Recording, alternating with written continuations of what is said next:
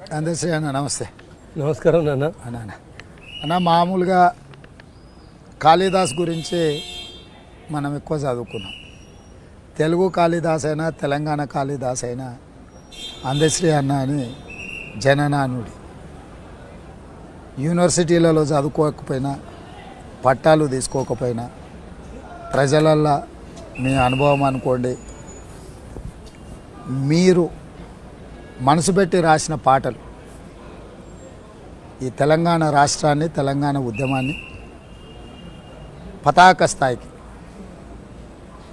తెలంగాణ ఉద్యమం ఆకాశంలో తారలై మెరిసిందని అంటే అందులో మీ పాత్ర తీయలేనిది. నాకు తెలిసిన తెలంగాణను 3 భాగాలుగా నేను చూస్తా. నా అనుభవం, నాకున్న పరిమితమైన దీంట్లో, ఒకటి 220 సంవత్సరాలు రాజుగా చక్రవర్తిగా నిజాంల పాలన. ఆ పాలనలో నిరంకుశ రజాకర్ల దాడి, దాని మీద ఈ ప్రాంత ప్రజలు ఏకోన్ముఖమై సాయుధ రైతాంగ పోరాటం చేసి మీ పాట దాని మీద రాసిన దాంట్లో నైజాముల పైజామలు ఊడగొట్టి దిగంతాలకు తరిమిన చరిత్ర ఈ తెలంగాణ ప్రజలది. అదొక భాగమైతే, సాయుధ రైతాంగ పోరాటంతో మనం స్వేచ్ఛను సాధించినామని అనుకుంటా. నేను 60 సంవత్సరాల సమైక్య పాలనలో జరిగిన మలిదశ తెలంగాణ పోరాటం, ఈ ప్రాంత రైతుల పోరాటం, ఈ ప్రాంతం యొక్క ప్రజల పోరాటంలో స్పష్టంగా మీ పాత్ర, దాని మీద మీ గలం అనుకోండి, మీ స్ఫూర్తి అనుకోండి, విస్పష్టంగా అనిపించింది. అదొక భాగం. 3వ భాగం, తెలంగాణ రాష్ట్రం వచ్చి దాదాపుగా 10 సంవత్సరాలు పూర్తవుతుంది. నా దృష్టిలో ఈ మూడింటి మధ్యలో ఉన్న తేడాను మీరు ఎట్లా గమనిస్తున్నారు? మీరు రాసిన పాట మాకందరికీ చూడు తెలంగాణ అనే పాట అంటే తెలంగాణను చూసి ఇక్కడ ఉన్న ప్రకృతి వనరులు వీటికి సంబంధించిన విషయాల ప్రస్తావన, నిజాములు కావచ్చు, సమైక్య పాలన కావచ్చు, ఈనాడున్న దొరల తెలంగాణకు సంబంధించి ప్రజల మీద వాళ్ళ ఆధిపత్యం అని నేను అనుకుంటున్నా. మీరు కవిగా స్పందించే హృదయంగా మీ వైపు నుంచి ఏ కోణంలో చూస్తుండ్రు? 10 సంవత్సరాల అనుభవాన్ని మీరు ఏ రకంగా విశ్లేషిస్తారని నేను ఆశిస్తున్నాను మీ నుంచి. నమస్కారం నాన్న. మీరు అడిగిన ప్రశ్న 3 భాగాలుగా తెలంగాణ అస్తిత్వాన్ని, తెలంగాణ ఆత్మను ఆవిష్కరించాలనుకున్నప్పుడు ముందుగా మీరు మాట అన్నారు, కాళిదాసు భారతీయ సాహిత్యంలో ఒక శిఖరాయమానం. కాదనను, నేను కాళిదాసును అవునో కాదో అని కూడా చెప్పలేను. కానీ అమ్మ ఆశీర్వచనము అనిర్వచనంగా నా మీద ఉన్నదని చెప్పగలను. ఎందుకంటే పాఠశాలకు పోకున్న పశువుల కాపరి నుంచి మొదలైన నా జీవితం, అంటే కుక్కలు ధరుముతున్న కుందేలు పిల్లలాగా మొదలైన నా జీవితం, మృగాలు ధరుముతున్న జింక పిల్లలాగా అడిగేసిన జర్నీ, ఇవన్నీ చూసుకున్నప్పుడు ఇలా మీ ముందట కూర్చున్న స్థితిని చూస్తున్నప్పుడు కొద్దిగా ఆశ్చర్యం కలుగుతుంది, నాకు ఆశ్చర్యం కూడా కలుగుతుంది, తెలియని అద్భుతం కూడా అనుకుంటాను. కాళిదాసు భారతీయ సాహిత్యానికి ఎంత పెట్టని కోటగా నిలబడ్డాడో, నేను తెలంగాణకు పెట్టని కోటను అనను. తెలంగాణ పెట్టిన కోటనే నేను.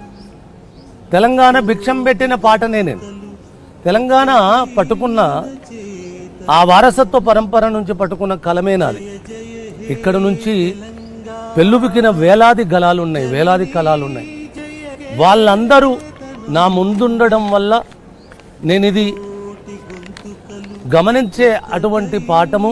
మనకు తెలంగాణ ఉద్యమం అనేది లేకపోతే ఎక్కడో టాపి పని చేసుకునే అందశ్రీ ఇలా మీ దగ్గర కూర్చునే స్థితి రాదు వాడికి.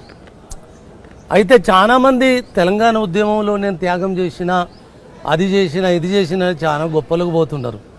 నేనేం త్యాగాలు ఏమి చేయలేదు. జననీ జన్మభూమించ స్వర్గాదపి గరీయసి అన్న వాల్మీకి సూక్తి ఉంటుంది మనకు. లంకలో రాముడు, విభీషణుడు మళ్ళీ ఏకైక వస్తుందో తండ్రి ఇక్కడనే రాజ్యం చేసుకో, మళ్ళా అయోధ్యకు పోతే మళ్ళా వనవాసానికేమో. లేలే విభీషణ, ఈ రాజ్యం నువ్వే ఏలుకోవాలి. జననీ జన్మభూమిచ్చ స్వర్గాదపి గరీయసి అన్న అయోధ్యకు నేను పోవాలి, ఇక్కడ ఉండడం కాదు అన్నట్టుగానే నన్ను గన్న నేల రుణము తీర్చుకోవడానికి నేను తెలంగాణ ఉద్యమానికి వచ్చాను. ఇక నువ్వన్న ముందు వరుసలో నైజామోని పైజాం ఊడగొట్టింది, నైజామోని పైజాం ఊడగొట్టింది, దిగంతాలకు రజాకారు మూకలను దిగంతాలకు తరిమి కొట్టింది, గడీలకు అగ్గిపెట్టింది, రాచరికానికి గోరిగట్టింది. తెలంగాణమంటే పిడికడు మట్టార పిపిలీకాది బ్రహ్మ పర్యంతం కంపరం బుట్టించే మందుపాతర. అది ట్రిగ్గర్ లేని వెపన్, అది అమర్చిన మందుపాతర. అది ఎలా పేలుతుందో ఎలా ఆ నేపథ్యం. ఎందుకంటే నా తలాపున, నేను పుట్టిన నేల తలాపుననే బైరాంపల్లి ఉంటుంది. ఎప్పుడన్నా మీరు అనుమతిస్తే ఆ బైరాంపల్లిని ఒకసారి చూసొద్దాం. పోదాం. అక్కడనే పుట్టిన, అక్కడనే ఆ గాలి వీచింది అన్నప్పుడు నేను సాయుధ తెలంగాణ పోరాటాన్ని మీ నుంచి నేర్చుకోవడం ఈ సుతపాండిత్యం ద్వారా, అంటే చరిత్ర పుస్తకాలనే కాకుండా సుతపాండిత్యం అంటే మౌఖికంగా వినడము, మౌఖికంగా మెమరీలో ఉండడం. ఆ రీతిగా అటు సాయుధ తెలంగాణ పోరాటాన్ని చదువుకోవడం వీలుపడ్డది. అలాగనే 60 సంవత్సరాల పరాయి పాలనలో నా అమ్మ చెరబడ్డ నేపథ్యాన్ని కూడా చదువుకోవడానికి వీలుపడ్డది. ఇక వచ్చిన అధికారం వచ్చిన 10 ఏళ్ళల్లా ఏమైందో నాకంటే మీకే ఎక్కువ తెలుసు. కానీ ఒక్కటి లీడర్, ఇక్కడ ఒక మాట ఉన్నదన్న, చెప్పు. మేమందరం ప్రత్యక్ష రాజకీయాలలో ఉండడం వల్ల, మేము ప్రత్యర్థి రాజకీయ పార్టీలకు నాయకులు అవ్వడం వల్ల మేము లేవనెత్తుతున్న అంశాలను వాళ్ళు అలవోకగా ఇది రాజకీయ నేపథ్యంతో కూడుకున్న ఆరోపణ, ఇందులో పెద్ద పసలేదు, అద్భుతమైన తెలంగాణను, బంగారు తెలంగాణను మేము నిర్మించినాం, ప్రపంచానికే తెలంగాణ నెంబర్ 1 ఒక మోడల్ అని వాళ్ళు జవాబు చెప్పుకోవడానికి ఉన్నది. కానీ మీలాంటి వాళ్ళు పల్లె నీకు వందనాలమ్మా అనే తెలంగాణ పల్లెల యొక్క జీవన విధానాన్ని, ప్రజల యొక్క ఆలోచనను, ప్రజల ఆలోచననే ఆలంబన చేసుకొని ముందుకు నడిచిన మీరు ఈ పరిస్థితులను వివరిస్తే నిజంగానే తెలంగాణ బంగారు తెలంగాణ అయిందా? నిజంగానే ఈ తెలంగాణలో ప్రజలకు పాలకులు స్వేచ్ఛనిచ్చిండ్రా అనేది తెలుసుకోవాలని, ప్రజలకు తెలవాలనేదే నా ఆలోచన. మంచి మాట నాన్న, మంచి ప్రశ్న. 10 ఏళ్ళల్లా బంగారు తెలంగాణ అని సారు కంగారెత్తి ఇచ్చాడు జనాలను. బంగారం అంటే ఇదివరకే చెప్పాను నేను, బంగారము అనగా అంగడి. ఓ, బంగారం అంటే అంగడే. ఓకే. అక్కడ అమ్ముకోవడం కొనుక్కోవడం కానీ ఇథిక్స్, మానవ విలువలు ఉండే అక్కడ. నాకు కొత్త బంగారం అంటే అంగడే. ఓకే అన్న. అందుకోసం ఇక్కడ ప్రతిదీ అంగడే అయింది. ఇక్కడ ప్రతిదీ అంగడే అయింది ఆ బంగారం పేరు మీద. నిజంగా ఇది స్వర్ణము అంటే బంగారం అని నాకు తెలిసి, బంగారం అనేది మానవ జీవితంలో చాలా అతి అతి అతి అతి విలువ తక్కువ శబ్దం. ఎందుకంటే ప్రజలు భ్రమలో ఉంటారు కదా, బంగారం అనగానే బంగారం వండుకొని తినరు కదా. కానీ నన్ను కన్నా ఈ మట్టి పిడికడు మట్టి కంటే 1000 కిలోల బంగారం దాని వేటు రాదు నాన్న. అందుకోసం సారు మనకు బంగారం అని మనకు కంగారిస్తే ఆ బంగారం ఎంత మనం పరిగెత్తుతుంటే బంగారాన్ని తలదన్నిన 1000 ఎకరాలను సారు కాజేసుడు మొదలుపెట్టాడు. ఏ ప్రజలకు ఇక్కడేం స్వేచ్ఛ లేదు. ప్రజాస్వామ్యముతో, ప్రజల రాజ్యముతో, ప్రజల భిక్షతో వచ్చిన అధికారాలు సారు కుటుంబ పాలన అయింది. సారు మాట్లాడిందే వేదమైంది. అక్కడ మనకు మొత్తము 119 నియోజకవర్గాలలో తతిమ్మలు ఇతరులు గెలిచిన విషయాన్ని పక్కన పెడితే, సారు గెలిపించుకున్నోళ్ళు, సారు దగ్గర నిలబడ్డోళ్ళు అందరూ ప్రజల ఓట్లతోటే కదా వీళ్ళ అధికారం వచ్చింది. సారు కూడా అధికార భిక్షం వేసింది ప్రజలే కదా. ఆ బంగారు తెలంగాణలో ఆయన తెచ్చిన బంగారు రాజ్యములో ఓటేసిన ఏ ప్రజలనన్న భాగస్వామ్యము చేసిన సందర్భం మనకు కనబడ్డదా? సారు మాట్లాడతాడు, సారు కొడుకు మాట్లాడతాడు, సారు అల్లుడు మాట్లాడతారు, సారు బిడ్డ మాట్లాడతాడు, సారుకు మందు పోసి మందు గోలిచ్చేటోడు కూడా మాట్లాడతాడు. ఇక ఈ 4, 5 కాకుండా ఇంకొక ఆయన మనమోడు 6వ సంఖ్యగా, ఆయనకి ఇష్టమైన 6వ సంఖ్య కదా, ఆయన 6వ సంఖ్యలో మనుమనికి కూడా ఈ తెలంగాణ వాళ్ళ తాత జాగీరులాగా మనుమనికి కూడా రాజకీయ భిక్ష పెట్టి పోవాలన్నది ఒక వ్యక్తి మాట్లాడుతున్నా అనుకుంటాం, ఏకోన్ముఖం అనుకుంటాము. లీడరు ఏకోన్ముఖం కాదు. ఇలా కాంగ్రెస్ వస్తే 10 మంది మినిస్టర్లు అవుతారా, 11 అవుతారా, 12 అవుతారా అని ఎద్దేవా చేస్తున్నాడు కదా. సారింట్ల నాకు తెలిసి 5 ముఖ్యమంత్రులు ఇప్పుడే ఉన్నారు. సారింట్ల 5 ముఖ్యమంత్రులు, అయ్యొక ముఖ్యమంత్రి, కొడుకొక ముఖ్యమంత్రి, బిడ్డొక ముఖ్యమంత్రి, అల్లుడొక ముఖ్యమంత్రి, మందు గోలేసే సార్ ఒక ముఖ్యమంత్రి, ఇప్పుడు 6వ ముఖ్యమంత్రి మనుమనిగా చిరునామా చేసి ఉన్నారు. తెలంగాణలో నా ప్రజలు మాట్లాడుతూనే ఉన్నారు, కేసీఆర్ అనేటోడు ఒక ముఖ్యమంత్రిగా పిడికడు వ్యక్తే తప్ప తెలంగాణను శాసించేటోడు ఈ భూమి మీద నైజాములు పోయినరు, రాజులు పోయినరు, రాకాశి బల్లుల కంటే ధిక్కారము ప్రదర్శించిన మన పరాయి పాలన కూడా వాళ్ళ ఇంటికి పోయింది. సారు ఎందుకంటే తన నీడ నాకు తోడుగా సింహములాగా వస్తుంది అనుకుంటాడు. కానీ ఇక్కడ ఎవరైనా చిటికడేనా, చిటికడు మట్టే. మన పెద్దలు ఒక మాట అంటారు, అది చెప్పాలి. ఎందుకురా అంత ఉచ్చిలిపోతున్నావు, ఏము తెచ్చినవని ఏం తీసుకుపోతావని. ఏమున్నది బిడ్డ జీవితం అంటే, ఇవాళ ఇంట్లో రేపు మంట్లే. మీరు సంపాదించుకొని మీ కుటుంబమే, ప్రజాస్వామ్య పాలన కాదది, కుటుంబ పాలన. ప్రజాస్వామ్య ప్రజలు భాగస్వామ్యమై పాలన చేస్తున్న పాలన కాదది. బంగారు తెలంగాణ, నా తెలంగాణను దోచుకోవడానికి అంగడు చేసిన తత్వం అది. అరే నా తెలంగాణ మట్టితో పరిమళాలుగా పచ్చగా వర్ధిల్లాలి కానీ అంగళ్ళు చేసి అమ్ముకునేందుకు కాదు ఈ తెలంగాణ. చెప్పిన కదా, ఏ ఒక్కడు లెక్కలేసుకుంటే వచ్చేదే నా తెలంగాణ. అందరం ఒక్కటైతే కదా వచ్చింది తెలంగాణ. ఒక్కడు లెక్కలేసుకుంటే వచ్చేదే నా తెలంగాణ. కనుదెరిచిన పశుకూన మొదలు కాటికి కాళ్ళు జాపిన పండు ముసలి వరకు అందరం ఒక్కటైతే కదా వచ్చింది తెలంగాణ. ఏ ఒక్కడిదో కాదు, అందరిది తెలంగాణ. ఏలుకోపోండి 5 ఏళ్ళు, కాదంటే 10 ఏళ్ళు, ఎల్లకాలం ఏలడానికి తెలంగాణ. ఎవ్వడి తాత జాగిరు కాదు అని చెప్పిన కదా ఈ నిప్పుల వాగులో. అందుకోసం ఇక్కడ ప్రజల తెలంగాణని పాటవాలుగా చెప్పడమే తప్ప ప్రజాస్వామ్యమని వేదికల మీద కాగితాల మీదనే చెప్పగని ఇక్కడ వ్యక్తి ఆరాధన మొదలైంది, వ్యక్తి పాలన మొదలైంది, వాళ్ళ కుటుంబ పాలన మొదలైంది. కుటుంబమే కాదు తండ్రి, వాళ్ళ కులము కూడా రాజకీయాలు చేస్తుంది. నేను అరకులపోని అన్నాడు సారు, నాకు కులమే పూర్తిగా లేదన్నాడు సారు. రాజకీయాలకు ముఖ్యమంత్రి అయిన తర్వాత కులాలను ఎలా విభజించి పాలిస్తున్నాడు, ఎట్లా కులాలను ఒక కులం విరుద్ధాలకు లోన్ చేస్తున్నాడు. కాబట్టి ప్రజాస్వామ్యం మీరంటే గుర్తొచ్చింది కులాల విషయంలో. ప్రభుత్వ పరంగా ఎస్టీ రిజర్వేషన్లు ఉన్న లంబాడా ఆదివాసీల మధ్య పంచాయతీని పెంచి పోషించి వాళ్ళిద్దరు ఒక దగ్గర కలుసుకోలేని పరిస్థితి కల్పించాడు. ప్రతి కులానికి అదే చేసి ముదిరాజు గంగపుత్రులలా చిచ్చుబెట్టి వాళ్ళను ఒక దగ్గర కూర్చొని మాట్లాడుకోలేని పరిస్థితి కల్పించాడు.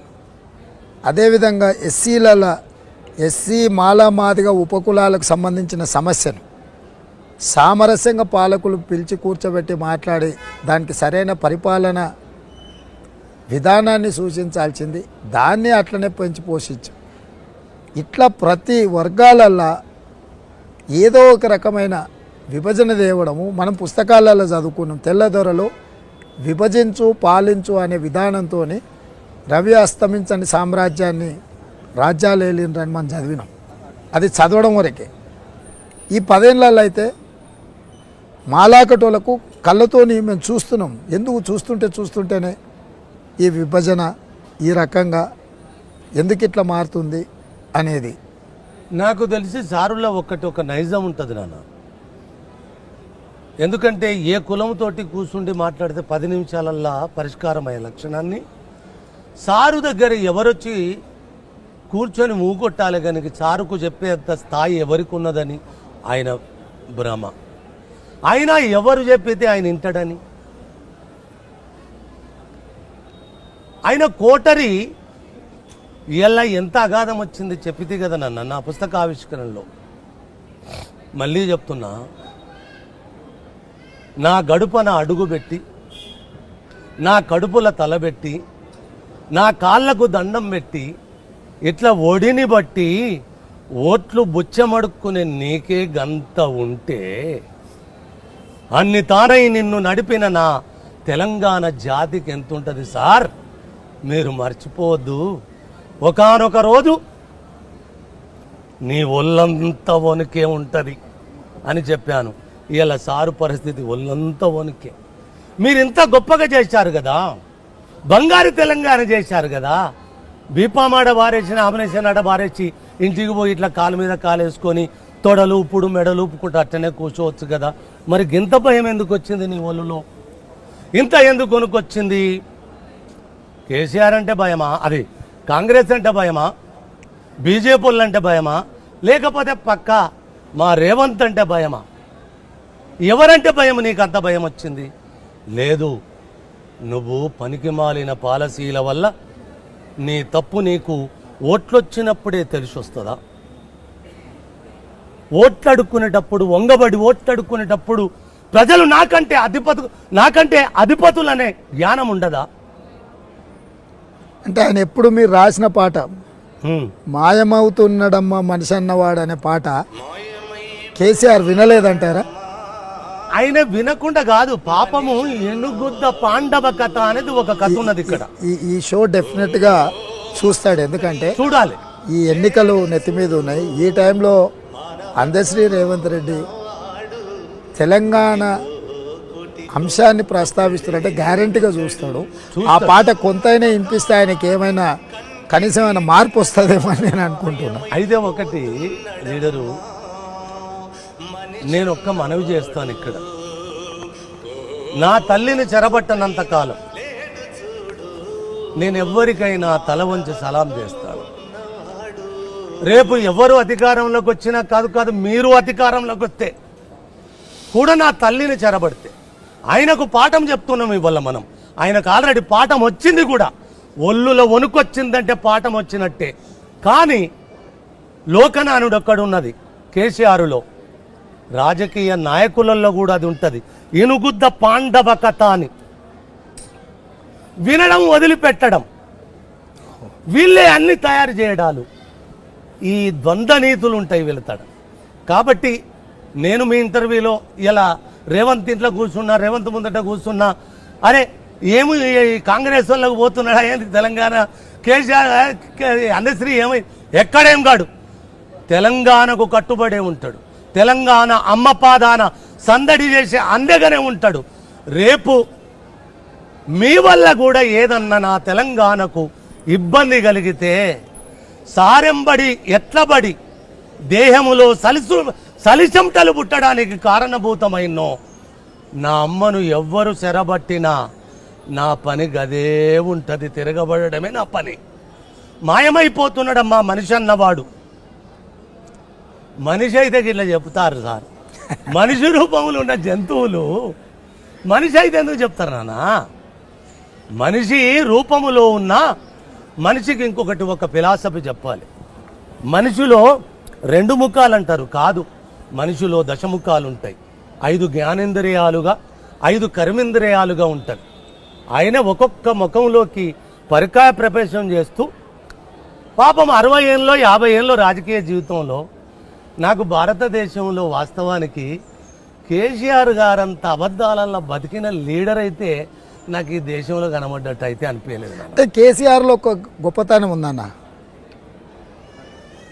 ఎంత గొప్ప అబద్ధానైనా ఆ, అందమైన నిజంగా భ్రమలు కల్పించేటట్టు చెప్పడంలో ఆయనతో ఎవరు పోటీ పడలేరు. అంటే నిజం లాంటి అబద్ధం చెప్తాడు కేసీఆర్, అంటే మనకు అచ్చం నిజంగా లాగానే అనిపిస్తుంది, కానీ అది తీరా దాన్ని తరిచి చూస్తే 100% అది అబద్ధమే ఉంటుంది. 100% కాదు. ఆయన చెప్పిన విధానాలలో బంగారు తెలంగాణ అనేది కోటి వాళ్ళ అబద్ధం, అంతమించిన పెద్ద అబద్ధం ఉండదు. ఇంకా ఈ అబద్ధము బంగారు తెలంగాణలో అయితే రేపు బంగారమే, ఈయన సన్న బియ్యం ఎందుకు తినాలి, బంగారాన్నే బియ్యాలుగా మార్చి బంగారం ఎసరు పెట్టి తినమనాలి కదా. ఈ అంగల్లో ఎందుకు బతకాలి, ఎవడి బతుకు వాడే చేయాలి. కానీ ఒకటి స్వామి వివేకానందుడు ఒక మాట చెప్తాడు, చెప్పాలి. చాణక్యుడు కూడా ఒక మాట చెప్తాడు, చెప్పాలి. మీకు లోకాన్ని కూడా ఇది వినాలి, నా తెలంగాణ కూడా వినాలి. చాణక్యుడు ఒక మాట అంటాడు, మిత్రమా, నీ పుట్టుకతో నీకు శత్రువులంటూ కానీ మిత్రులంటూ కానీ ఎవ్వరు ఉండరు పుట్టుకతో, కానీ నువ్వు చేసే క్రియల రూపేణ నీకు శత్రువు కానీ మిత్రువు కానీ నీ క్రియలు నువ్వే సంపాదించి పెట్టుకుంటావు అన్నాడు. ఆయనే తెలంగాణ ఉద్యమ కాలంలో మిత్రులు సంపాదించి పెట్టుకున్నాడు. తెలంగాణ రాష్ట్ర సిద్ధిలో ఆయన పాత్ర నికల్మషం లేకుండా వర్ధిల్లిండు. అందులో నాకు ఎలాంటి పేషి లేదు, కానీ చేసిన క్రియలు ఇవాళ శత్రుత్వాన్ని కొని తెచ్చి పెట్టుకున్నాడు. అంటే నిన్ను నువ్వు, స్వామి వివేకానందుడు ఒక మాట అంటాడు, ఎదటి వాడిని మోసం చేసినవని అత్యున్నతంగా సంతోషపడుతున్నావు కదా మిత్రమా, వాస్తవానికి నువ్వు జనాలను మోసం చేయలేదు, కానీ నిన్ను నువ్వే మోసం చేసుకున్నావు అన్న సంగతిని మర్చిపోతాను అంటాడు వివేకానందుడు. మరి 80,000 పుస్తకాలు చదివిన కేసీఆర్కు ఈ చిన్న లాజిక్ మిస్ అయిందంటారా అన్న? 80,000 పుస్తకాలు చదివిన మాట ఆయన 80 కాదు, 80 ఎంత, 160,000 పుస్తకాలు చదివినా నాకు అభ్యంతరము లేదు. కానీ పిడికడు మట్టితనము, పిడికడు మనిషితనము, పిడికడు మాటిచ్చి నిలబెట్టుకోలేని తనం ఉంటే, అవి మనిషిలో లేకుంటే తనువు బతికున్న శవమే తప్ప వాస్తవానికి మనిషిగా జీవించినట్టు ఏ కోసాన ఎవ్వడు లెక్క చెయ్యడు. అబద్ధాల కోరు, అబద్ధాల కోరు, అబద్ధాల కోరన్న శిఖరాయమానపు సిగనే ముడేసుకున్నవాడైతాడు. అంటే ఒక హోదా లేకపోతే మనిషి ఏదైనా కొన్ని అంశాలు సాధించిన తర్వాత కొంచెం నిమ్మలత్వం వస్తుందని పెద్దలు చెప్తారు. నార్మల్గా ఊర్లో మనం ఏదైనా అనుకుంటే ఇది వచ్చినాక కొంచెం నిమ్మలత్వం వచ్చి సరే అందరినీ కలుపుకోవాలి, అందరు చెప్పేది వినాలి. కొంచెం ఆయన అనుకున్న కోణంలో తెలంగాణ రావడం, తెలంగాణకి ముఖ్యమంత్రి అవ్వడం, 2 సార్లు అవ్వడం, సరే చేయగలిగిందంతా ఏమేం ప్రయత్నాలు చేసిండు. ఇప్పటికి కూడా మొదలుపెట్టినప్పుడు ఏ అబద్ధాల పునాదుల మీద మొదలుపెట్టిండో ఈరోజు కూడా దారి మారకుండా అట్లా పోవడం వల్ల ఎలకాలం మనల్ని ఇట్లనే నమ్మించగలని నమ్మకం, ఆయన మీద నమ్మకమా మన మీద నమ్మకమా, ఏ చెప్పినా నమ్ముతారని? అయితే ఒకటి, ఆయన వ్యక్తిగా నాకు కూడా చాలా ఇష్టడే, 14 ఏళ్ళు కలిసి పనే చేసినాం. నాకు కేసీఆర్ పట్ల కానీ కేసీఆర్ నాయకత్వం పట్ల కానీ నాకు ఎలాంటి పేశేషాలు లేవు. అంటే మనిషి కోణము నుంచి ఒకే ఒక్క శత్రుత్వ ముఖమే ఉండదు కదా, మంచి ముఖం కూడా, మనిషి ముఖం కూడా వస్తాడు అప్పుడప్పుడు. ఎప్పుడు వస్తాడంటే నిన్నటి దాకైతే రాలేదు, ఇప్పుడు వస్తాడనే నమ్మకం లేదు. నిన్నటి దాకైతే రాలేదు, ఇప్పుడు వస్తాడనే నమ్మకం కూడా నాకు లేదు. కానీ ఒక్క మనవి చేస్తాను సారు పక్షాన. వేమన పద్యం ఉంటుంది నాన్న ఒకటి, భూమి నాది అని నా భూమి పక్కున నవ్వు, దానయీనుని చూసి ధనము నవ్వు, కథన భీతును చూసి కాలుండు నవ్వురా, విశ్వదాభిరామ వినురమేమని ఒక పద్యం ఉంటుంది మనకు. ఇవన్నీ నిలకడ ఆయనకు వస్తే మనం ఇద్దరం ఇంటర్వ్యూ కూర్చుండే పరిస్థితి రాదు కదా. అయినా ఆయనను అభినందించాలి. నేను ఏ రోజు నీతోటి ఇంటర్వ్యూలు అంటేనే నాకు ఎలర్జీ. నేను కూడా మొదటిసారి అన్న నా జీవితంలో నన్ను అడిగినా కానీ నేను ఎవరిని ఎప్పుడేం అడగలే. అలాంటిది నువ్వు రాజకీయాలకు వచ్చిన తర్వాత నేను ఎప్పుడు నిన్ను కలిసినందుకు కూడా నేను ఇష్టపడలేదు. ఏదో అనుకోకుండా కాలము నేను అంటా సార్, నేనంట రేవంత్ రెడ్డి ఒక్క మాట చెప్తే నేను కేసీఆర్ని అభినందిస్తామని ఇద్దరం కలవడానికి ఆయన కారణం. ఎందుకంటే ఆయన చేసిన క్రియలు కనుక కరెక్ట్గా తెలంగాణకు ఉంటే మనం ఇద్దరం కలిసిటోళ్ళం కాదు. కానీ అమ్మ నాకు ఒక పాఠం చెప్తాడు. ఆయన మెస్మరిజానికి తల వంచని నేల లేదు నాన్న. ఆయన చండీ యాగం చేశాడు. ఇప్పుడు అది మాట్లాడాలనో లేదో కానీ మాట్లాడాలి. చండీ యాగం అని 100 కోట్ల రూపాయలతోటి మొత్తము నిజంగా ఆయన రాజుగా ఫీల్ అయ్యి, ప్రజాస్వామ్యాలలో రాజు అనేది బూజు పట్టిపోయిన పదం కదా, ఇక్కడ రాజు చెల్లుబాటు కాడు. ఎందుకంటే ఆయన అసెంబ్లీలోనే చెప్పిండు, ప్రజలు నాకు కోట్లేసి గెలిపించారు, నేను రాజును, గెలిచిన కాబట్టి నేను రాజును, ఓడిన కాబట్టి మీరు బానిసలు, మీరు అసెంబ్లీలో ప్రతిపక్షాలుగా మాట్లాడడానికే వీల్లేదు, 5 సంవత్సరాలు నా ఇష్టారాజ్యంగా వెళ్తా అని ఆయన అసెంబ్లీలో స్వయంగా ఏం దాచుకోలే, ఆయన బయటికి చెప్తుండే. ఆయన ఆలోచన మీరు అన్నట్టుగానే ఉంది. మంచిదే. నువ్వు రాజు అయితే ఒక్క మాట అడుగుతానన్న, మృగాలను వేటాడే సింహం అంటే ఒక ప్రకృతి నుంచి ఒక మాట మాట్లాడుకుందాం. గడ్డి మేసే కుక్క మాంసమే తింటది, గడ్డి కూడా మేస్తుంది. ఏ జంతువైనా మాంసానికి ఆహారంగా ఉన్నాయి. వేట దొరకన్నాడు ఏదన్నా గడ్డి మేస్తుంది, తోచింది తింటది. అవి మెయ్యని గడ్డే లేదు. సింహము జీవిత కాలములో వేట ఆడినా వేట దొరకకున్నా ఎప్పుడన్నా తల వంచి గడ్డి మేసిందా? మేస్తదా? మరి నువ్వు తల వంచి మెయ్యని గడ్డే లేదు కదా సార్, నువ్వు మెయ్యని గడ్డే లేదు కదా, నువ్వు రాజు ఎట్లయితావు? ఒకవేళ నువ్వు రాజువే అనుకొని అసెంబ్లీలో అంత నిర్లజ్జంగా చెప్పుకుంటే, నేను రాజును అని నిర్లక్ష్యంగా చెప్పుకుంటే, ఒంగబడి బుచ్చగాడిలా ఓటెందుకు అడుగుతున్నావు సార్? మళ్ళీ ఒంగబడి ప్రజల పాదాలకు ఒంగబడి ఓటెందుకు అడుగుతున్నావు సార్? మీరు రాజే అయితే మీ తాత ఇచ్చింది, మీ రేచర్ర పద్మనాయకులు సర్వజ్ఞ సింగభూపాలుడు ఇచ్చిన నేల నా ఇది కాదు సార్. ఇక్కడ పోతనామాత్యులు కూడా వస్తారు కదా. నువ్వు 100 కోట్లు పెట్టి యజ్ఞాలు చేసినవు, అది చండీ యాగం పేరు మీద నా తెలంగాణకు చేతబడి యజ్ఞం అని చెప్తా నేను దాన్ని కదా. మొత్తము నీకు తుంగపోసల్లాగా తెలంగాణ వంగి మోకరిల్లింది అనుకుంటున్నావు, కానీ ఇయ్యల్ల నువ్వు తల వంచి మల్ల బిచ్చం ఎందుకు అడుగుతున్నావు సార్? దట్ ఈజ్ ప్రజలు. అదే ప్రజాస్వామ్యం అంటే. కాబట్టి మీరు మీ అవసరానికి మీ అధికారానికి మీరెయ్యని బుడుబుక్కల పాత్ర లేదు, మీరు కొట్టని గంట లేదు,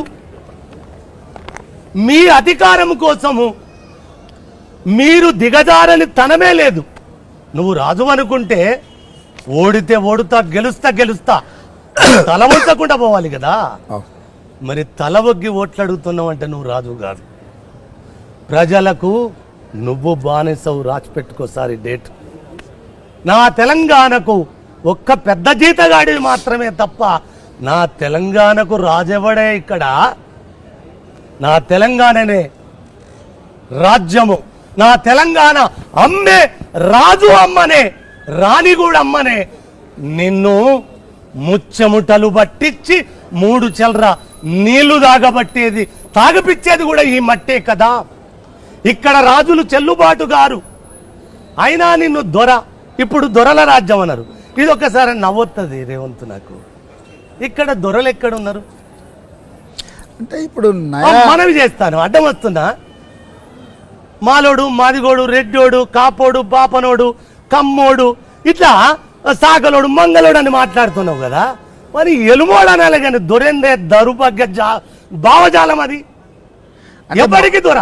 మా ఉద్దేశంలో, అంటే నా ఉద్దేశంలో, లేకపోతే రాజకీయ పరిభాషలో దొర అంటే దోపిడీ చేసేవాడు, ప్రజల్ని పీడించేవాడు, ప్రజల్ని హింసకు గురి చేసేవాడు, ప్రజల మీద ఆధిపత్యం చెలాయించి నేనే గొప్పవాడిని అనుకునేవాడిని ఇన్ని పదాలు అనే బదులు దొర అంటే సరిపోద్దానా అనే అని మా మీరు ఉద్దేశం అంటున్నారా? మా ఉద్దేశం అది. మేము దొర అంటే ఇన్ని పదాలకు సమతూకమైన ఒకటే అర్థం వస్తుందని, కానీ సారు నిజంగానే దొర అనుకుంటున్నాడు కదా.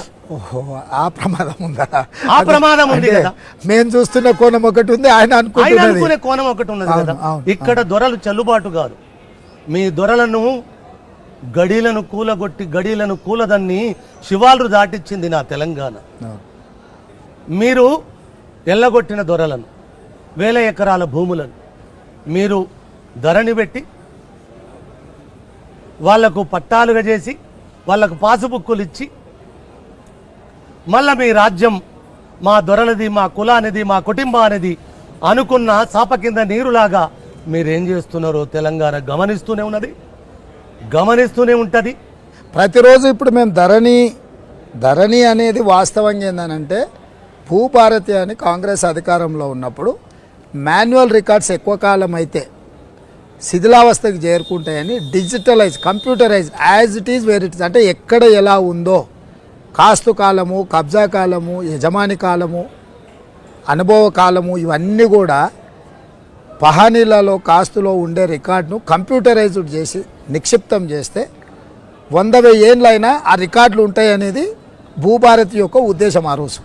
దాన్ని కంప్యూటరైజ్ చేయాలని కాంగ్రెస్ పార్టీ పైలట్ ప్రాజెక్ట్ కింద మీరు పాట నేర్చుకున్న నిజామాబాద్ జిల్లాలనే మీరు ఎక్కువగా నిజామాబాద్ ప్రాంతంతో మీకు అనుబంధం ఉంది, నాకున్న అవగాహన, దాన్నే పైలట్ కింద తీసుకున్నాం. సో దాన్ని ధరణి రూపంలో ఉన్న రికార్డులను అంతా మాయం చేసి నక్సలైట్ ఉద్యమాలలో భూములు వదులుకొని పొలిమేరలు దాటిన దొరలను అందరిని కూడా సాదా పరిణామ కాగితాల మాలాకటోళ్ళ భూములు, ఎక్కువ భూములు ఉన్నోళ్ళు వివిధ కారణాల చేత గ్రామాలలో అమ్ముకొని సాదా కాగితాలు ఊర్లలో ఏముంటుంది అయా భూమి అన్నట్టు ఎవడో పేదోడు వస్తాడు, పైసలు ఇస్తాడు, గొర్రె పిల్లనో మేక పిల్లనో పైసలు వెనకటికి వాళ్ళ దగ్గర ఉన్న తునవో పనమో ఇచ్చారు, మేము కాగితం రాసి ఇచ్చినాం, అయిపోయింది. ఇక పట్నం వచ్చేసారు అనుకో రకరకాలుగా పోయి. ఇప్పుడు సడన్గా పాత రికార్డులన్నీ రావడంతో మొత్తం పాత యజమానులు అందులో కనిపిస్తే 40 ఏళ్ళ నుంచి 50 ఏళ్ళు దున్నుకున్నోడిని ఇవాళ కాస్తు కాలం లేదు, కబ్జా కాలం లేదు, అనుభవ కాలం లేదు, ఇవన్నీ తీసేసింది. దాంతో మళ్ళీ ఇప్పుడు కొత్త పంచాయతీలు వచ్చి మేము పట్టణంలో నుండి పైసలు తీసుకుంటున్నాం, ఎవరికో సతకం పెడుతున్నాం, వాడు ఊర్లో పోయి పోలీసులను వాడుతున్నాడు, ఎత్తి బయట పడేస్తున్నాడు. పేదోడు ఎవరిని చెప్పుకోవాలని అప్లేట్ అథారిటీ లేదు, అందులో కంప్లైంట్ చేయడానికి ఏంది లేదు ధరణిలో.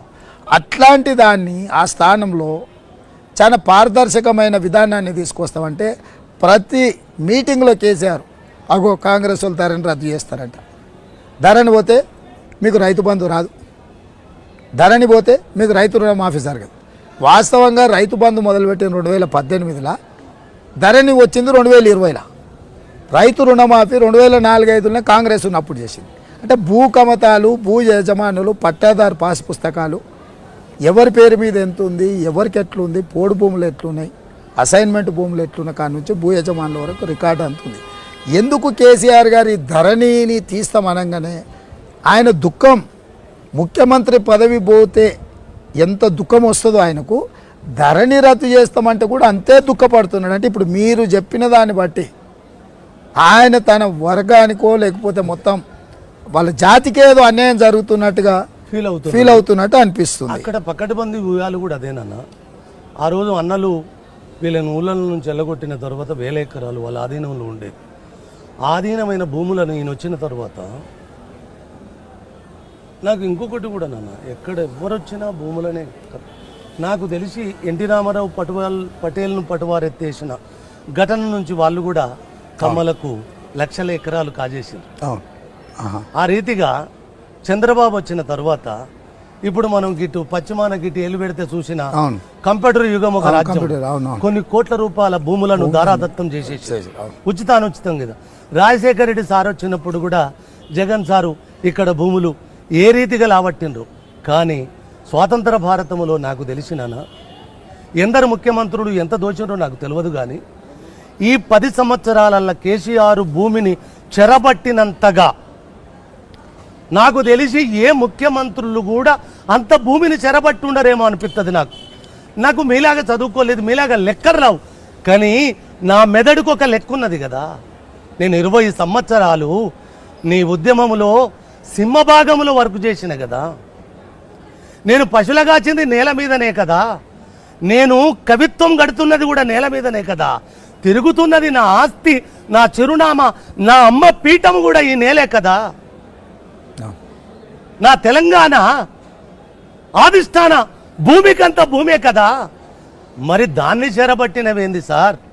నేను అమెరికాలో చెప్పాను రేవంత్ సార్, మీరు ఏలుకోండి, నేను వెనుదిరగొద్దనుకున్నా, మీరు హాయిగా ఏలుకోండి, నేను కలం పట్టొద్దనుకున్నా, నేను వెనుదిరిగేలా చేసిందిరా మీ దరిద్రము. తాత జాగిరులాగా పోతున్నారేందిరా, ఎవ్వనికి వాడే యమునా తీరే అన్నట్టు పోతున్నారు, నా అమ్మను చెరబడుతున్నారు. కొడుకా నేను వెనుదిరిగినప్పుడు మీకు బట్టే దరిద్రమే బడి పట్టదురా. నేను ఆల్రెడీ కలం కూడా పట్టినా వెనుదిరిగిన. ఇప్పటి నుంచి మీ ఏడో సంవత్సరం వచ్చినాడు సారు నీ ఎన్ను పూసలు పల పల పల ఇరుగుతాయి అని అమెరికాలో చెప్పిన. అక్కడ చెప్పిన ఆ 40 నిమిషాల ప్రసంగాన్ని వీళ్ళు సర్వశక్తులు ఒడ్డి అది ఇక్కడ రాకుండా చేశారు. మరి రాసినోన్ని మాటలను నిలువెత్తు గనటోని అయితే ఆపలేదు కదా. నువ్వేం చేస్తున్నావో నాకు తెలియదా, నాకేం పనివే? రాస్తే కవిత్వం రాసుకోవాలి, లేకపోతే నీ రాచరికపు దుర్మార్గాన్ని పసిగట్టాలి. నాకేం పనే, రెండో పనే లేదు. రేపు వచ్చేటోళ్ళు, రేపు అధికారంలోకి వచ్చేటోళ్ళు ఏం చేస్తారా, నా అమ్మని మళ్ళేమన్నా చెరబడతారా అని ఎప్పుడు కావాలి కాని పాత్రే కదా కవిగనాది. కాబట్టి ఇక్కడ ఆయన భూములు భూములు భూములు మొన్న కోకాపేట 100 కోట్ల 75 లక్షలు వచ్చిన్నాడు. ఒక మాట చెప్పిన నాన్న, మీరు అనుమతిస్తే ఇక్కడ చెప్తాను. నువ్వు రైతు కదా సార్, నువ్వు రైతు కదా, రైతుకు భూమి అమ్మకంటే గొప్పదే. ఏ రైతు భూమిని అమ్ముకునేందుకు పెడితే ధర మా అమ్మ నమ్ముకున్నట్టు అల్లాడతాడు వాడు. అరే నీ ఇంట్లో పీనిగల్లా, నువ్వు 100 కోట్లు వస్తున్నాయి, 175 లక్షలు వస్తున్నాయి. అరే పిచ్చోడా, దిక్కుమాలినోడా, రేపు 200 కోట్ల వస్తుంది ఎకరానికి. భూమి నమ్ముదామా, మన అమ్మ నమ్ముదామా? భూమిని నువ్వు అనుకుంటున్నావు, కానీ నాకు మన అమ్మనే తాకట్టు పెడుతున్నావు అని చెప్తా నేను. రేపు ఎవ్వరు అధికారములకు వచ్చి నా అమ్మను చెరపడితే వాడు కొమ్ములు తిరిగినోడు గాని నేను వెనుదిరగడం, వానెంబడి వాడడం నాకేం పనే? కాకెంబడి కర్రెబిడ్డ పట్టట్టు నాకేమన్నా అవసరం ఆవే? మీరు తెచ్చిన కాలువలు 1,00,000 కోట్లు 2 లక్షల కోట్ల పెట్టుబడితోటి మీరు దోయందేంది సార్? భూములేనా సార్ మీరు దోషింది? ఇసుకనెంత దోత్తిర్రా? ఇసుక మీద కోట్ల రూపాయలు గట్టిస్తారా? నువ్వు రైతువా? ఇసుకను తీసిన వాగులు, ఇసుకను కొట్టిన నదులు ఈ నేలకెంత విధ్వంసో తెలుసా? ఒకటా సార్ మీరు కొల్లగొట్టింది? కరీంనగర్ గుట్టలను తినేసిండ్రు సార్. కంకర మిషన్, కచర మిషన్ లాగా కర్ర కర్ర నమిలేస్తున్నారు సారు, భూములను మింగేస్తున్నారు సారు. మీకు ఎదురొచ్చిన వాళ్ళను కూడా ఇసుక లారీలతోటి గుద్ది సంపిస్తున్నారు సార్. తెలంగాణ అంత తొందరగా మర్చిపోదు సార్. మీ దరిద్రం ఏంది అంటే అమ్మను చెరబట్టిన రొమ్ము పాలను కూడా అమ్ముకునేందుకు సిద్ధమైనారా? మీకు పాలిచ్చిన అమ్మ రొమ్ము పాలను, రొమ్ములను కూడా తాకట్ట పెట్టండి. హిరణ్యకశపుని రొమ్ము చీల్చినట్టు నరసింహస్వామి ఈ నేల చెరబట్టినోని రొమ్మును చీల్చది. మట్టికి అంత శక్తి ఉన్నది. నేను ఉట్టిగా మీ ప్రసంగాల కోసమో మీ కెమెరాలు చూసినందుకో చెప్తలేను, మీ బతుకున్న కాలజ్ఞానం చెప్తున్నాను. ఏంటిది మీరు దొయ్యంది ఏందయ్యా? మీరు చెరబట్టండి తెలంగాణ నేల మీద పిడికడు మట్టి పవిత్రంగా ఉంచారా? అరే పాపాత్ముల పాదం పడితే కూడా ఈ పుణ్యభూమి అపవిత్రమవుతుందనే ఒక నానుడుంది. ఏందిరా మీరు దొక్కుతున్నది? కొంగలు నారుమడిని కొంగలు దొక్కినట్టు చేసిర్రు. నారుమడిని కొంగలు దొక్కిన నారుమడి ఏమన్నా నారొత్తదా, నాటేస్తామా? ఇగో మీ ప్రగతి గది. సినిమా పోస్టర్ రాజకీయాలు ఎక్కడ చూసినా పచ్చగానే. మేము వచ్చిన తర్వాత ఒక్కొక్కడు అంటాడు, మానేరు మీ అయ్య కట్టిందా, మంజిర మీ అయ్య తెచ్చిందా, ఎగువ మానేరు మీ అమ్మకేమైనా కట్నంగా ఇచ్చారా? అరే ఇదివరకు అధికారంలో ఉన్నవాళ్లే కదా కట్టింది ఇవి. నాగార్జున సాగర్ ఎన్ని రోజుల కింద కట్టినాం. అదొక పెద్ద దుర్మార్గం. అక్కడ నాకు పేర్చున్నది. నాగార్జున సాగర్ మీద కట్టింది నా నేల మీద, పారేది ఆంధ్ర నేల మీద పారుతుంటది. అయినా నా ఎడమ కాలకు చారుడు నీళ్లు రావు, 4 రోజులలో ఎండిపోతుంది.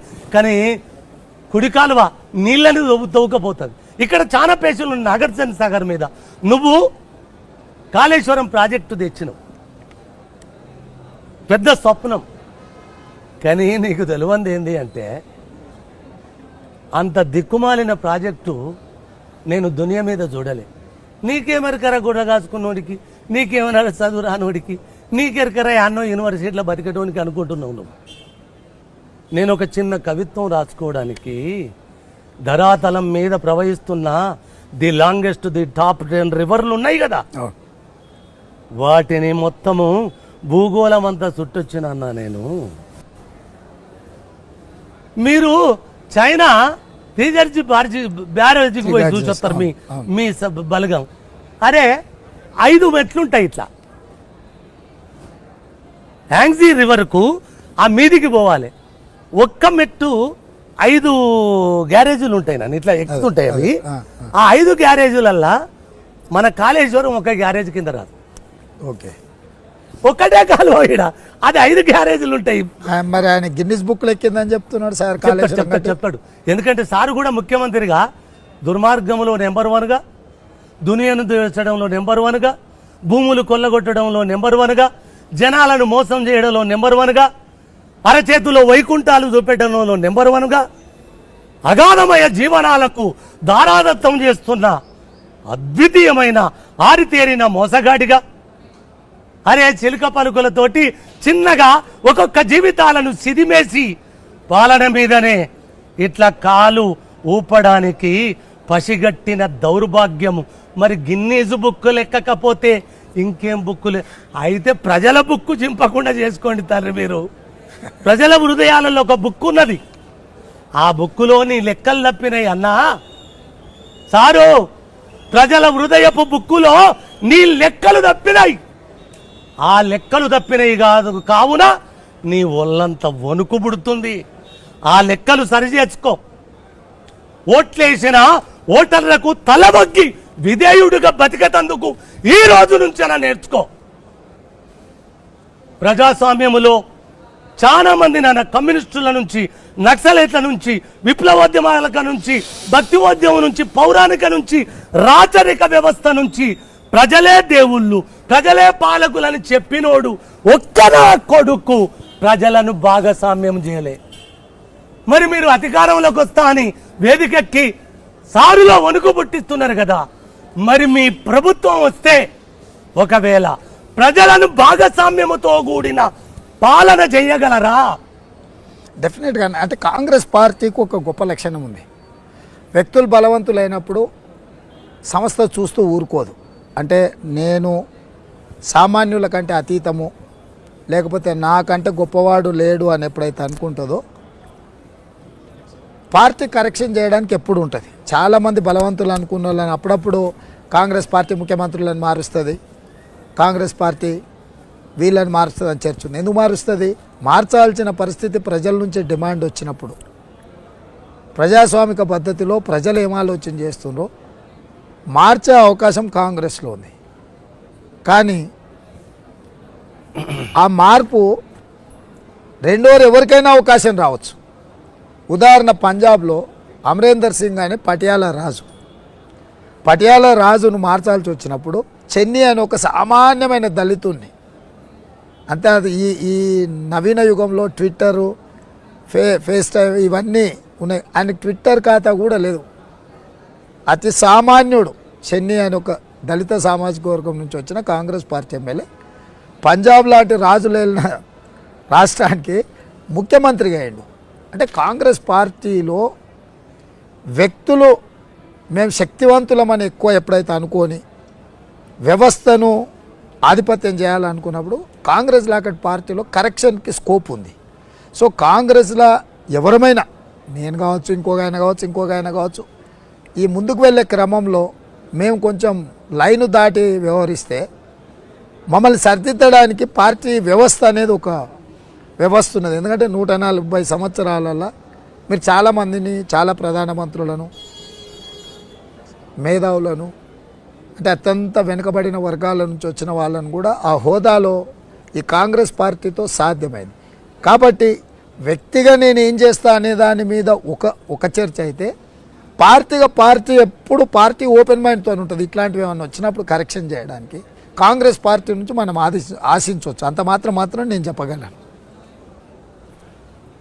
అయితే ఒక్కటి నాన్న, మీరు చెప్పింది ప్రజాస్వామ్యబద్ధంగా ఎవరు అవసరం ఉంటారో ఒక రాజునే మార్చిన ఘటన కాంగ్రెస్ పార్టీకి ఉన్నప్పుడు, ఇక్కడ ముఖ్యమంత్రులు ఎవరు ఎందరు అనేది కూడా ఒక అగాధము అభివృద్ధి వినబడుతున్నది. వినేలా చేస్తున్నారు వాళ్ళు.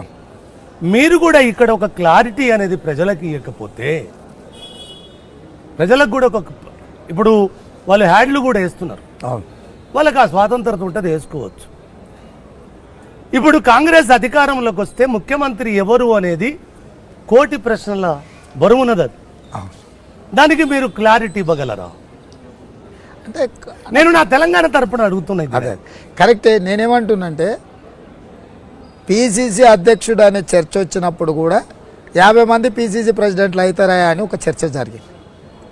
50 మంది అవుతారని చెప్పిన 1000 మంది అభిప్రాయం పార్టీ తీసుకుంది.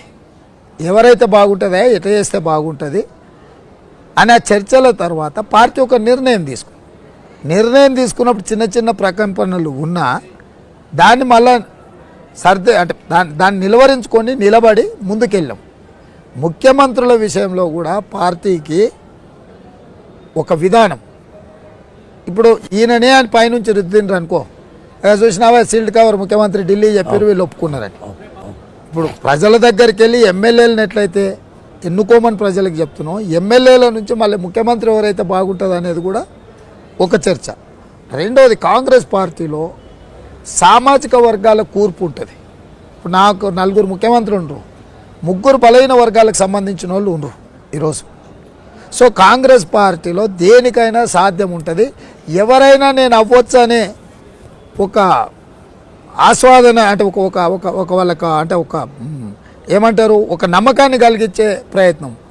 ఇప్పుడు రెండవది, ఇప్పుడు వీళ్ళేంది మా పలానా ఆయన ఈయననే అని. నేనేమంటున్నంటే, తండ్రిని మార్చి కొడుకుని పెట్టండి అని వాళ్ళ మంత్రులందరూ కూడా పదే లేవనెత్తిండ్రు.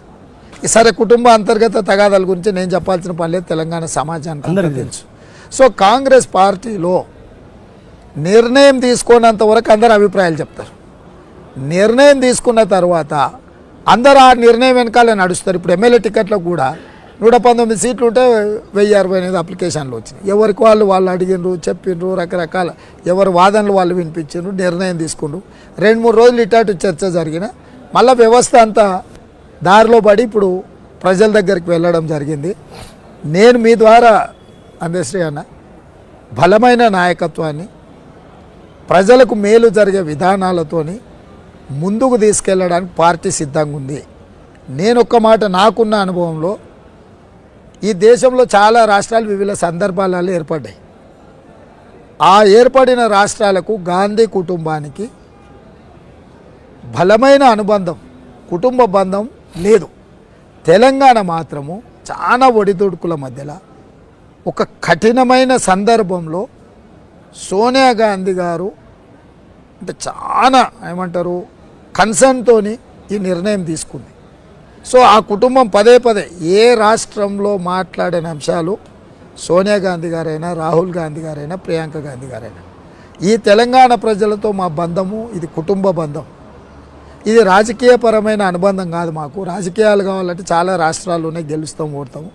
తెలంగాణతో మాకు ప్రత్యేక అనుబంధం ఉంది. ఎందుకంటే ఇక్కడ పోరాటాలు, ఇక్కడ ప్రజలు, ఇక్కడ ఆకాంక్షలు, వీటన్నిటిని దృష్టిలో పెట్టుకొని ప్రజల కోసమే నిర్ణయం తీసుకున్నామంటే రాజకీయంగా నష్టం ఏమైనా జరగనీగాక, అధికారం కూలిపోనీగాక, కేంద్ర ప్రభుత్వం పడిపోనీగాక, ఆంధ్రప్రదేశ్లో పార్టీ పునాదులతో సహా కదిలిపోనీగాక, ఈ ప్రజల యొక్క పోరాటంలో నిజాయితీ ఉంది. చరిత్రలో అత్యంత కీలకమైన సందర్భంలో సోనియా గాంధీ గారు ఎవరి పక్కన నిలబడ్డారంటే ధర్మం పక్కన నిలబడ్డము అనే ఏకైక ఆలోచనతోని ఆ కుటుంబం ఈ తెలంగాణ రాష్ట్రాన్ని ఇచ్చింది. ఈరోజు కూడా వాళ్ళు ఈ తెలంగాణలో ఏ తప్పు జరిగినా, ఏ తప్పు జరగడానికి అవకాశం ఉన్నా ఒక్క క్షణం కూడా ఆలోచన చెయ్యరు. 175 సీట్లున్న 13 జిల్లాలనే రాజకీయంగా వదులుకోవడానికి సిద్ధపడి తెలంగాణ రాష్ట్రం ఇచ్చారు. తెలంగాణ ఒక వ్యక్తిని వదులుకోవడానికి లేకపోతే ఒకరిద్దరు తప్పులు చేసేటోళ్లను పక్కన పెట్టడానికి ఆ కుటుంబం అసలు ఒక్క నిమిషం కూడా ఆలోచన చేయదు. నేను 100% మీకు భరోసా ఇస్తున్నాను. ఆ కుటుంబం ఈ తెలంగాణ పట్ల వాళ్ళకున్న కన్సర్న్స్ అది అంటే మనం మాటల్లో చెప్పడానికి కానీ లేకపోతే కొలిసి చూపించడానికి కానీ దానికి అంతస్తులు లేవు. సో 100% తెలంగాణ ప్రజలకు ఆ కుటుంబము, ఆ కుటుంబ బంధాన్ని ఎవ్వరు కాదనలేరు. కాబట్టి ఇక్కడ ప్రజలకు అన్యాయం జరుగుద్దన్న ఆలోచనను కూడా వాళ్ళు సహించరు. మంచిదేనన్నా. అయితే ఒక్క మనవి, ఒక చిన్న ప్రశ్నే. 100 సంవత్సరాలు దాటిన కాంగ్రెస్ పార్టీ చెయ్యని పదవులు లేవు, ఇయ్యని సంపదలు లేవు, చాలా చేసిండ్రు. ఎవరొచ్చి మేమే ఇస్తున్నాం అంటారు. కానీ కోట్లాది ప్రజల ఓట్ల భిక్షను మీరు అడుక్కుంటున్నప్పుడు వాళ్ళకు విధేయులుగా ఉండాలనా వద్దా? అదొకటి. 2, మీరు ముఖ్యమంత్రిగా ఎవరు తెలంగాణకు మీరు అధికారంలోకి వస్తే ఎవరు వస్తారు అనేది పక్కన పెడితే, నిజంగా అధినాయకత్వానికి కట్టుబడి ఉన్నప్పుడు మీ పార్టీలో అక్కడోడు ఆ ముఖ్యమంత్రి అని ఎందుకు మాట్లాడతారా? అంటే అది వేరే అర్థం వస్తుంది. కొద్దిగా వాళ్ళ ముక్కుకు ముగుదాడేసి ఈ ఎలక్షన్ అయిపోయేదాకా మీ పార్టీ, మీ నాయకత్వం ఎవరిని చేత గాలి చేయండి, లేకపోతే సంవత్సరానికి ఒక ముఖ్యమంత్రి కండి. ఈ దౌర్భాగ్యపు ఒక్కడే ఏలడం కంటే నాకేం అభ్యంతరం లేదు. కానీ ప్రజలను కళ్ళల్లో పెట్టుకొని కడుపులో దాచుకొని చూసే పాలన రావాలి కదా, అది కావాలని కోరుకుంటున్నారు. నాకు ఇంకొకటి కూడా నాన్న, సంక్షేమ పథకాల వల్ల అన్నార్థులకు, ఆ పూటకు లేనోళ్లకు గడవడానికి ఎంతో కొంత ఊతమిస్తుంది ఆ సంక్షేమ పథకాలు. కానీ ఈ ఉచితాల వల్ల రేపు ఏం చేయదలుచుకున్నారు రాష్ట్రాన్ని? అటు సారు కానీ వస్తే మీరు కానీ ఈ ఉచితాల వల్ల సంక్షేమ పథకాలు తీసుకురండి. సంక్షేమ పథకాలు వస్తే పేదవాళ్లకు ఏదో రీతిగా ఊపిరినిస్తాయి. ఈ ఉచితాలు ఇచ్చినప్పుడు ఈ దేశాన్ని, నా రాష్ట్రాన్ని అప్పుల పాలు చేయడమా, జనాలను అధోగతి పాలు చేయడమా, లేకపోతే మీరు 1000 ఎకరాలు సంపాదిస్తారు కదా రాగానే, ఎవ్వరు పదవికి వస్తే అంత 1000 ఎకరాలు కొల్లగొడుతున్నారు కదా. నాదొక్క మనవి నాన్న, నా ప్రజల తరపున, యావత్ భారత జాతి తరపున కూడా ఒక మాట ఏంది అంటే, ఏ ప్రజల ఆస్తిగా పాలనలు కొనసాగాలి, ఏ ప్రజల ఆకాంక్ష మేరకు ప్రజాస్వామ్యాలు వర్ధిల్లాలి అన్న ఈ దేశములో, ఈ రాష్ట్రాలలో మీకింత అధికారం భిక్షమేస్తున్న ప్రజలకు మీరు సంపాదించిన కొల్లగొట్టిన నేలనంతా వెనుకకు తీసుకొచ్చి నా తెలంగాణ జాతులకు ఇంటికొక ఎకరం భూమి ఇవ్వగలరా? ఒక్క ఎకరం చాలు. అంటే అన్న, ఇక్కడ భూమే ఆత్మగౌరవం, భూమే మనిషి యొక్క గుర్తింపు కదా. కాంగ్రెస్ చిరునామే భూమి. నమ్ముతుంది, చిరునామనే భూమి. మరి ఇవాళ 25 లక్షల ఎకరాల అసైన్మెంట్ పట్టాల పేరు మీద కాంగ్రెస్ పార్టీ భూమి లేని పేదలకు పంచింది కదన్న. 12 లక్షల ఎకరాలు అటవీ భూములను 2006 అటవీ హక్కుల చట్టాన్ని తీసుకొచ్చి 12 లక్షల ఎకరాల పోడు భూముల పట్టాలు కూడా కాంగ్రెస్ పార్టీ పంచింది. దున్నేవాడికే భూమి అని నక్సలైట్లు ఏ మాట అయితే చెప్పిండ్రు, అగ్రికల్చర్ సీలింగ్ యాక్ట్ తీసుకొచ్చి దాన్ని అమలు చేసి నిజంగా ప్రతివాడికి వీలైనంత మేరకు భూ పంపకాలు జరగాలి, వాళ్ళ ఆత్మగౌరవాన్ని నిలబెట్టాలని చిత్తశుద్ధితోని కాంగ్రెస్ పార్టీ సీలింగ్ యాక్ట్ తీసుకొచ్చింది. జాగీర్దారులను, జమీందారులను, భూస్వాముల దగ్గర వేలాది ఎకరాలు వాళ్ళ ఆధీనంలో ఉన్న వాటిని అన్నిటిని గుంజుకొని ఈరోజు వాటిని పంచిపెట్టడం జరిగింది. ఇక ఇప్పుడు ఏదన్నా తీసుకోవాలంటే కొనుక్కోవాల్సిన పరిస్థితి. సీలింగ్ యాక్ట్తో ఏమైపోయిందంటే పరిమితమైన భూమి అయిపోయింది, ప్రజల దగ్గరకు వచ్చింది. ఇప్పుడు మేము కొత్తగా భూ పంపకాలు చేయాలన్న ఆలోచన వచ్చినప్పుడు భూసేకరణ చట్టం ప్రకారమే భూమి తీసుకోవాల్సిన పరిస్థితి వచ్చింది. ఏ అవకాశం వచ్చినా మీరు చెప్పిన అంశాన్ని మొఘలులు ఏలినప్పటి నుంచి మొదలు పెడితే ఇప్పటి వరకు ఈ భూమి చుట్టూతోనే ఈ పోరాటాలని. అంత భూమితోటే, భూమితోనే ముడివడి ఉన్న మన మనుగడ, మన పోరాటం. దాన్ని కాంగ్రెస్ పార్టీ 100% గుర్తించింది. భవిష్యత్తులో ఏ అవకాశం ఉన్నా భూ పంపకాల ద్వారా మొన్న మేము ఇచ్చిన గ్యారంటీలలో ఒక చిన్న మాట చెప్పినాం, అది చిన్నదే కావచ్చు కానీ దాని పట్ల ఉన్న మా కన్సర్న్ ఏంటంటే తెలంగాణ ప్రతి ఉద్యమకారుడికి 250 గజాల స్థలం ఇస్తాము అని. ఎందుకంటే ఆ భూమి, ఈ భూమి ఆకాశాలు ఉన్నంతకాలం ఆ భూమి ఉంటుంది. ఉద్యమంలో అతని గుర్తింపే భూమి. ఆ ఉద్యమకారుడిని గుర్తించాలనేది మేము చాలా మదనం చేసి చర్చ చేసి బట్టి విక్రమార్క గారు, నేను, మా శ్రీధర్ బాబు గారు, మేమందరం కూడా బాగా చర్చించి అరే వీళ్ళు కొట్లాడినరా, వీళ్ళు సాధించినరా, వీళ్ళ మీద కేసులు ఉన్నాయి, కేసులు పేపర్ మీద ఉన్నాయి, ఆ పేపర్ కేసీఆర్ మాయం చేస్తే అది ఏడుందో తెలియదు ఇప్పుడు అని వాళ్ళకి ఖచ్చితంగా ఎకరాలు ఇవ్వకపోయినా 250 గజాలన్న నీడనని ఇవ్వడానికి అంటే మా ప్రయత్నము. మేము దాన్ని గుర్తించినామన్నా అవకాశం ఉంటే భూమి ఇవ్వడానికి కాంగ్రెస్ వెనక్కిపోదు. ఇలా తెలంగాణ ఉద్యమకారులకు 250 గజాలు ఇస్తా అన్నది కన్సర్న్తో, అంటే వాళ్ళ గౌరవాన్ని కనీసం మనం గుర్తించినామని చెప్పడం కోసం ఆలోచన చేసినాం. భూ పంపకాలు అనేది నిరంతర ప్రక్రియ, చేయాల్సిన అవసరం ఉన్నది, చేసే ఆలోచన కాంగ్రెస్కు ఉన్నది. అయితే ఇక్కడ ఒకటి మనవి నాన్న, సారు ఇప్పుడు చాలా సస్యశ్యామలంగా భూమినంతా, ఒక మనవి మాత్రం చేస్తాను. కాళేశ్వరం అనేది ఇన్ని కోట్లతోటి జమ చేసిన కాళేశ్వరము 1000 సంవత్సరాల కింద రేచల రుద్రుడు కాకతీయ సామ్రాజ్యంలో రామప్ప ఆలయాన్ని నిర్మాణం చేస్తాడు. ఇక్కడ రేచల వాళ్ళ ఇద్దరు ఉన్నారు. రేచల పద్మనాయకులు యలమలు ఉన్నారు, రేచల రుద్రుడు రెడ్డి. రేచల ఇద్దరు ఉన్నారు. ఇక్కడ ఒక మాట చెప్పాలి, నా మనవడికి నేను యాక్చువల్గా రుద్రదేవుడు అని పేరు పెట్టాలన్న ఆలోచన ఉండే. నేను రామప్ప మందిరం చూసిన తర్వాత, ఆయన గొప్ప త్యాగం చూసిన తర్వాత రేచల రుద్రుడు యాక్చువల్ నా మనవడికి మీరు ఆశీర్వదించాను కదా, ఆయనకు నేను పెట్టుకుందాం అనుకున్నా.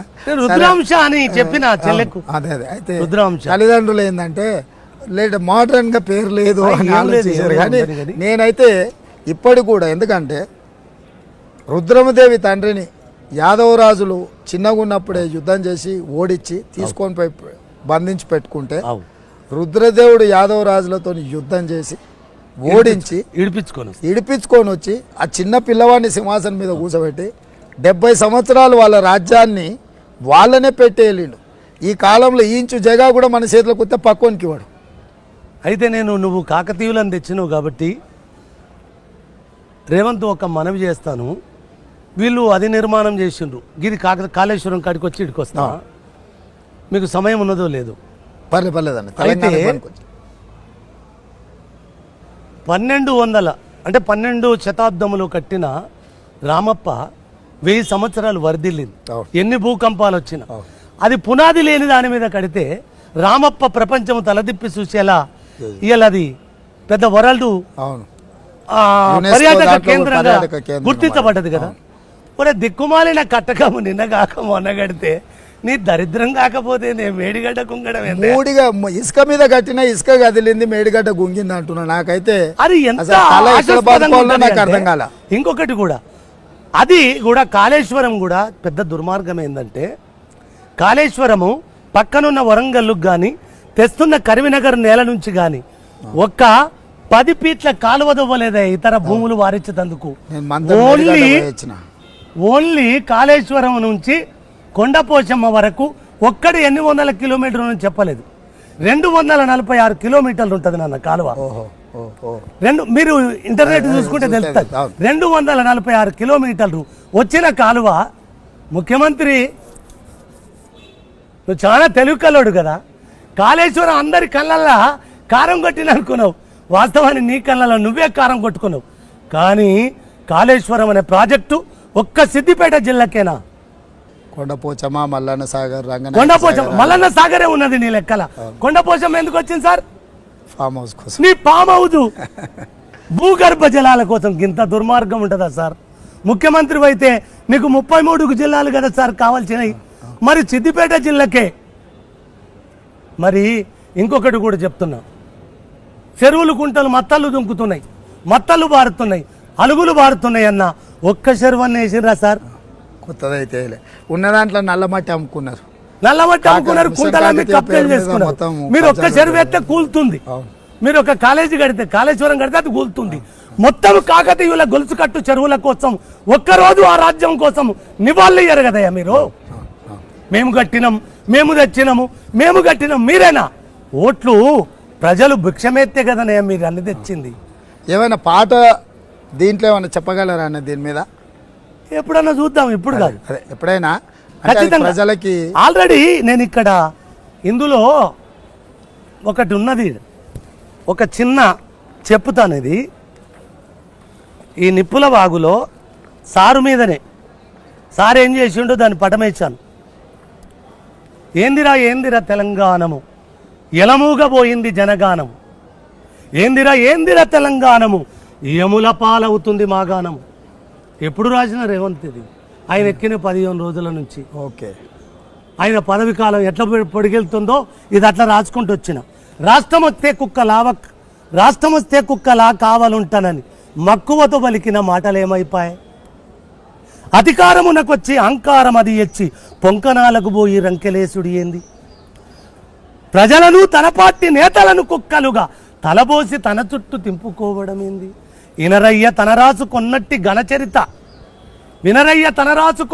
ఘనచరిత భూములను మింగేసే భూతాల పాలనిది. ఏందిరా తెలంగాణము, ఎలమూగబోయింది జనగానము. ఇక్కడ మొత్తం సారు పాలన, ఇక్కడ సారమంతా సారాంశం అంతా వీడు ఒక్కటి చెప్తానన్నా, నాకు ఇంకొకటి అడిగిన తర్వాత ఇది చెప్తాను లాస్ట్.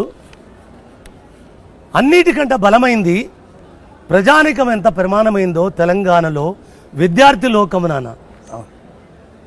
ఆ విద్యార్థి లోకం కోసం మీరిచ్చే అభయమేంది? 2 నాన్న, విద్యార్థులు అత్యంత నష్టపోయిన వాళ్ళ దానిలో విద్యార్థులు తెలంగాణ సారు పాలనలో. నిన్న ఆ దిక్కుమాలినోడు మేనిఫెస్టోలో కూడా విద్యార్థి పలుకెత్తిన పాపాన బోలే, వాళ్ళ పేరెత్తిన పాపాన బోలే. ఇంకో భయానకమైన వ్యాధి 1500 ఉన్న గ్రామములో 1500 కుటుంబాలున్న గ్రామములో 2 వైన్ షాపులు, 10-16 బెల్ట్ షాపులు. దానితో నా తెలంగాణ పసికందులు చస్తున్నారు తండ్రి. దానితో నా తెలంగాణ రాష్ట్రం ముండమోస్తుందయ్యా. మీరు అధికారములకు వస్తే అదృష్టం కొద్దీ అధికారములోకి మీరు వస్తే ఈ సారా షీపులిక్కరు బెల్టు షాపుల నేపథ్యము ఈ విద్యార్థి జీవనాల కోసం మీరిచ్చే అభయమేంది? Belt షాపులను, liquor సేల్స్ను నియంత్రిస్తాము. అది పరిమితంగా ఎప్పుడు ఎక్కడ అందుబాటులో ఉండాలనో దాని మీద ఒక స్పష్టమైన ప్రణాళిక ఉంది. గ్రామాలలో బెల్ట్ షాపులను పొరకట్టబెట్టి చేస్తాం.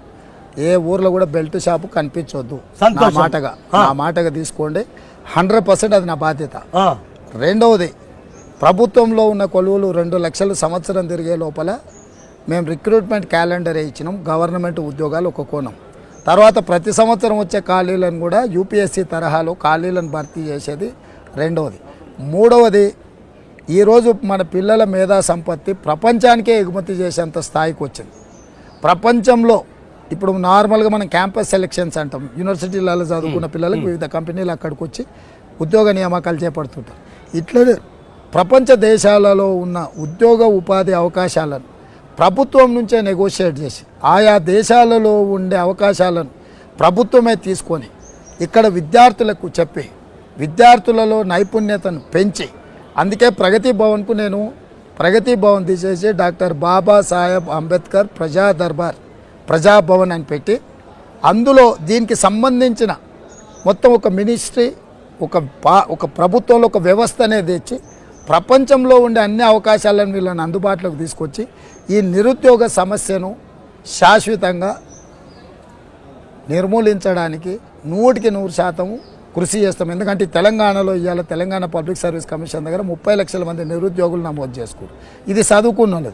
చదువుకోని వాళ్ళు ఇంకొక 20 లక్షల మంది. చదువుకున్న వాళ్ళు అంటే 10th ఇంటర్ పాస్ అయి ఫెయిల్ అయిన సెమీ స్కిల్డ్ లేబర్ అంటే వాళ్లకు పని నైపుణ్యాన్ని, వృత్తి నైపుణ్యాన్ని నేర్పించడం ద్వారా వాళ్ళు స్వయంగా బతికే అవకాశాలు కల్పించడానికి కోసం ప్రత్యేకమైన ప్రణాళిక పెట్టుకొని వాళ్ళని ముందుకు నడిపించి వాళ్ళకు ఆదర్శంగా నిలబడి వాళ్ళ ద్వారా ప్రపంచానికి అవసరమైన జ్ఞానాన్ని నైపుణ్యాన్ని పంచాలన్నదే కాంగ్రెస్ పార్టీ నా సొంతంగా కూడా నాకున్న ఆలోచన. మీరు ఇంత సమయం ఇచ్చి ఈ సమయంలో ప్లీజ్. అయితే మీరు చెప్పిన మాటకు నేను కూడా నాది ఇంకొక చిన్న ప్రశ్న కూడా ఇస్తా. సార్ కూడా అధికారంలోకి వచ్చినప్పుడు ఇంటికో ఉద్యోగం, దళితులకు 3 ఎకరాలు, దళితుడే ముఖ్యమంత్రి, మామూలు కోతలు కొయ్యలే, అవి తలకిందులైనాయి. మీరు అట్లా తలకిందులు కావద్దని కోరుకుంటా నేను. ఇక పోతే ఈ మధ్యన నేను అప్పుడప్పుడు వింటుంటా ఒక పాట ప్రభుత్వాన్ని కూలగొట్టింది అని. మంచిదే, నేను ఆ పాట రాసిన సార్కు ఆ పాట కూడా నేను సెల్యూట్ చేస్తున్నా, చేతులెత్తి కూడా మొక్కుతాను. కానీ ఇక్కడ పాటలే పెట్టని కోటలై నిలిచినాయి, పాటలే పెట్టని కోటలై నిలిచినాయి, పాటలే ముందుండి ప్రజలను నడిపినాయి, పాటలే ఉద్యమానికి బాటలేసినవి, పాటలే ముందుండి ప్రజలను నడిపినవి, పాటలే పెట్టని కోటలై నిలిచినవి, పాటలే కోటి కంతాలై మ్రోగినవి, పాటలే కథ రాష్ట్ర పట్టాభిషేకాలు, పాటలే కథ రాష్ట్ర పట్టాభిషేకాలు, పాఠభిక్షమే కదా మీరేలే పదవులు, గుండెన గండ దీపమై వెలిగిన పాటనవమానించ పదవులంకారమా. మరిక్కడ పాటలు రాష్ట్రాన్ని తెచ్చినాయి. ఆ పాటల కోసం, ఆ పాటలు రాసినోళ్ళ కోసం కంఠాలు బగులగొట్టుకొని ఆచేతు హిమాచలం తలదిప్పి చూచేలా చేసిన ఇక్కడ సాంస్కృతికోద్యమం. ఇప్పుడు ఒక మాట చెప్పాలి, ఇక్కడ నేను ఉట్టిగానే మాట్లాడతలేను, ఇక్కడ నా మాట కన్నా చెల్లుబాటు కాదు. ఇక్కడ ధూమ్ధామ్ అనేది కేసీఆర్ స్వప్నం కాదు, ధూమ్ధామ్ అనేది బాలకృష్ణ బాడుకావు పనికి తెచ్చింది కాదు. అది తెలంగాణ ధూమ్ధాము ఉద్యమము పాదైతే దాని పందిరి అందశ్రీగాడే. ఒక సాంస్కృతిక సేనాన్ని కోట్లాది మీరు కాంగ్రెస్లో విలీనమైతామని పదవులలో 3 ఏళ్ళు మీరు ఢిల్లీలో వండుకున్నప్పుడు మీ రాష్ట్ర ఉద్యమాన్ని నిలబెట్టింది ధూమ్ధామే. ధూమ్ధాము ఎనుకుడి నడిపించిన వాళ్ళనే. అటు కవులు కావచ్చు, ఇటు కళాకారులు కావచ్చు, అటు తెలంగాణ రచయితల వేదిక కావచ్చు, ఇక్కడ ధూమ్ధామ్ కావచ్చు, సమాంతరంగా ఉద్యమాన్ని నిలబెట్టుకున్నాయి. మరి పాటతోటి రాష్ట్రం వచ్చిన రాష్ట్రానికి అరే దిక్కుమాలినోడా పాడుకునేటందుకు పాట ఉండదా ఇక్కడ? సిగ్గుంటే కాళేశ్వరంలో వాడి దుంకి చచ్చిపో, దరిద్రం పోతుంది తెలంగాణది. అలాగనే ఈ సాంస్కృతికోద్యమానికి కూడా మీరు కాంగ్రెస్ పార్టీ ఈ ఎలక్షన్ మూమెంట్ కావచ్చు, ఇంకేదన్నా కావచ్చు, ఒక సాంస్కృతిక సేనాని లేకపోతే కొద్దిగా అభద్రత భావమే ఉంటుంది.